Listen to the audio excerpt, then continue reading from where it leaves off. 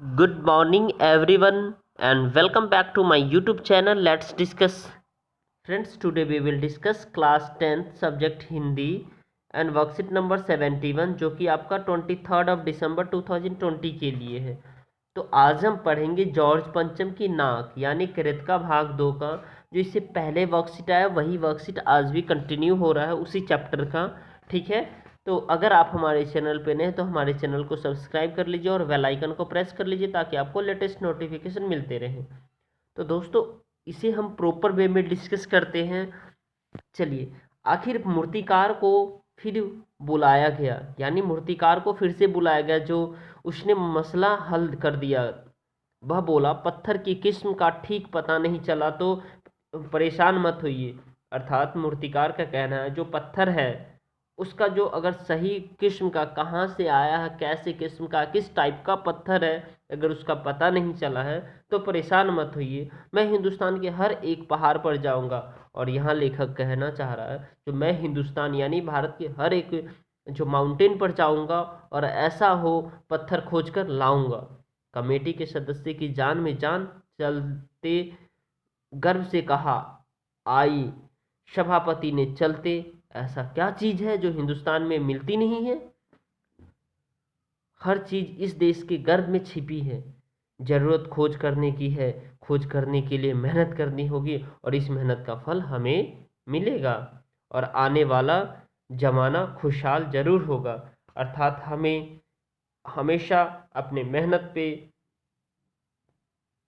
भरोसा करना चाहिए और मेहनत करते रहना चाहिए। यह छोटा सा भाषण फौरन अखबारों में छप गया और मूर्तिकार हिंदुस्तान के पहाड़ी प्रदेशों में पत्थरों की खानों के दौरे पर निकल पड़ा।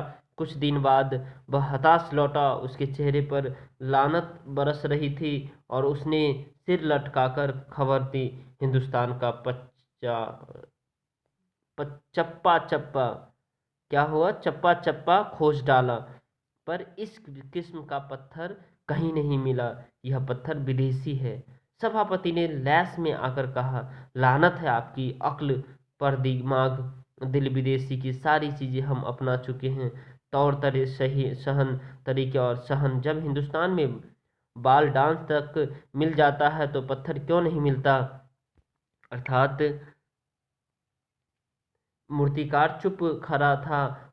सहसा उसकी आंखों में चमक आ गई। उसने कहा, एक बार में मैं कहना चाहूँगा कि लेकिन इस शर्त पर कि यह बात अखबार वालों तक ना पहुँचे। अर्थात सभापति की आंखों में भी कैसी थी, वो चमक आई थी। और चपरासी को हुक्म हुआ और कमरे के सब दरवाजे बंद कर दिए गए।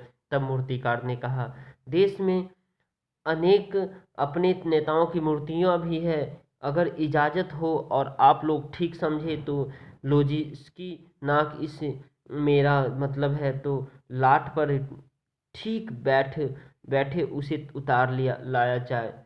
यानी सबने सबकी तारीफ की तरफ देखा, सबने सबकी तरफ देखा और उसकी आंखों में एक क्षण को बदहवासी के बाद खुशी तैरने लगा। और सभापति ने धीमे से कहा, लेकिन बड़ी होशियारी से, और मूर्तिकार फिर दौरे पर निकल पड़ा। यानी यहाँ पे जो मूर्तिकार है वो फिर से देश दौरे पर निकल पड़ता है और जॉर्ज पंचम की खोई हुई नाक का नाप उसके पास है। यानी जॉर्ज पंचम की जो खोई हुई नाक का नाप जो है ना वो उसके पास है। दिल्ली से वह बम्बई पहुंचा। दादा भाई नरोजी, गोखले, तिलक, शिवाजी, कांस्य जी, जहांगीर, सबकी नाकें उसने टटोली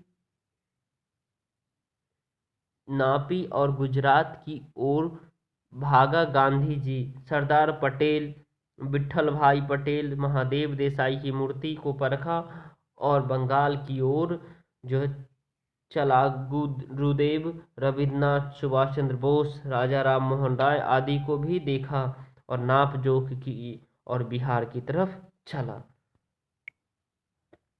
कहाँ चला? बिहार की तरफ चला और बिहार होता हुआ उत्तर प्रदेश की ओर आया। चंद्रशेखर आजाद, बिस्मिल्लाह, मोतीलाल नेहरू, मदन मोहन मालवीय की लाटों के पास और घबराहट में मद्रास भी पहुंचा और सत्यमूर्ति को भी देखा और मैसूर लाल लाजपत राय और भगत सिंह की लाटों से भी केरल आदि सभी प्रदेशों का दौरा करता हुआ पंजाब पहुंचा, सामना हुआ और आखिर दिल्ली पहुंचा और उसने अपनी मुश्किल बयान की कि पूरे हिंदुस्तान की परिक्रमा कर आया, सब मूर्तियां देख आया, उसकी नाकों का नाप लिया, पर जॉर्ज पंचम की इस नाक से सब बड़ी नकली निकली सब बड़ी निकली।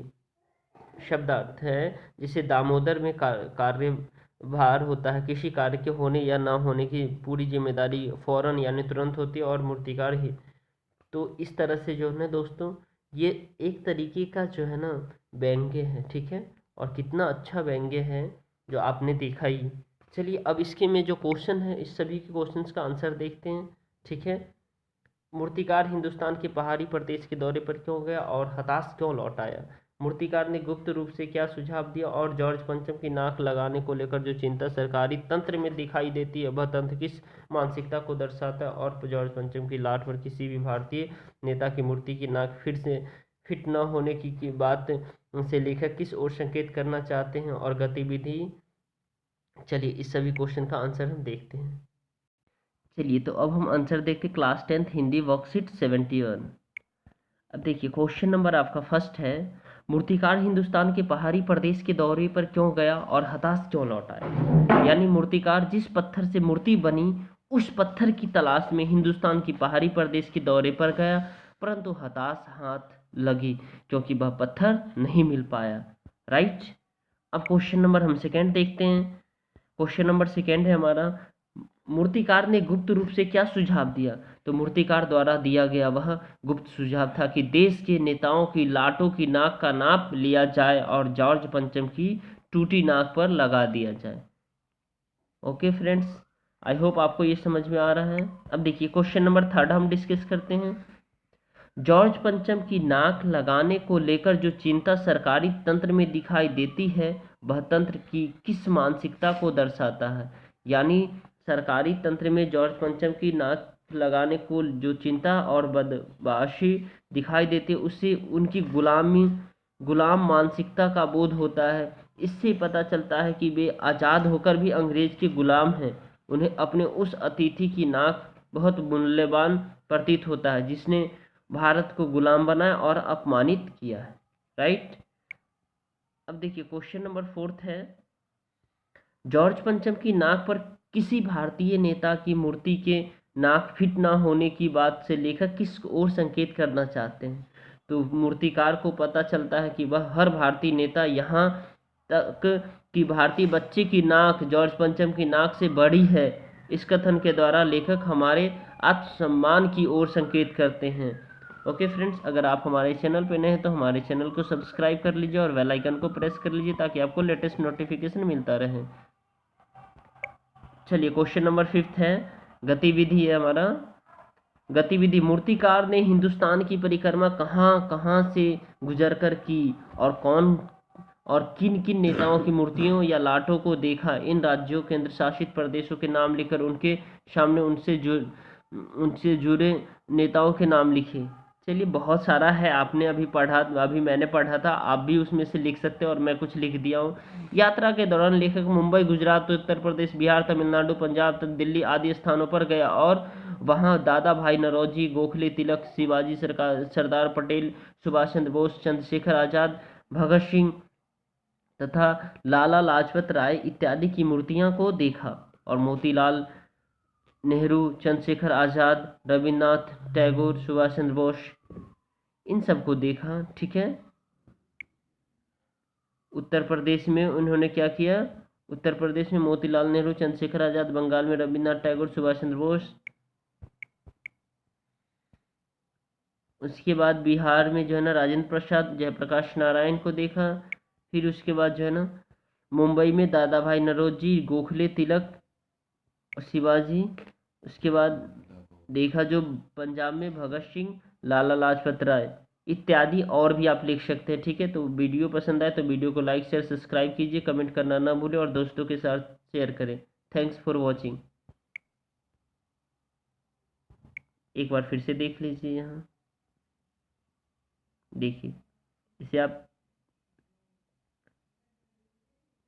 फोर्थ है, क्वेश्चन नंबर थर्ड है, क्वेश्चन नंबर सेकेंड है एंड क्वेश्चन नंबर फर्स्ट है, राइट।